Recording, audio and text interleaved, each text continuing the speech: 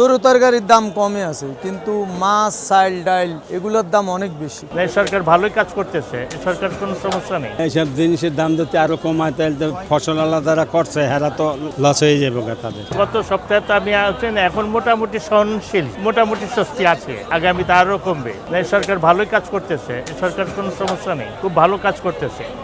বাজারের পরিস্থিতি আসলে কেমন? একদম স্থিতিশীলতা আছে, এই আরো কমবে। ক্রেতা হিসেবে আমি স্বস্তি পেয়েছি।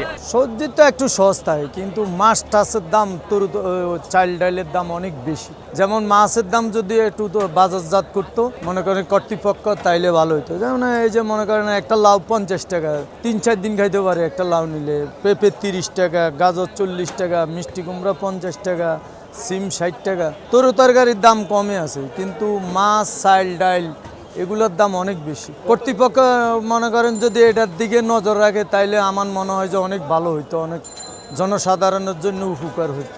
না, এখন সবজির দাম একটু কম, আরো কম হইবে, সবজির দাম আরো কম হইবে। এখন তো ওনারা মনে করেন ক্ষমতায় নেয়, মনে করেন উনি তো আর নির্বাচিত সরকার না, উনি যা করে ভালোই করতেছে। নির্বাচিত সরকার আসলে না আমরা বুঝতাম ওনারা কি ভালো করবো না খারাপ করবো। ওনারা যে তত্ত্বাবধানে দিছে সরকার হিসাবে উনি ভালোই করে, খারাপ ভালোই আছে দাম।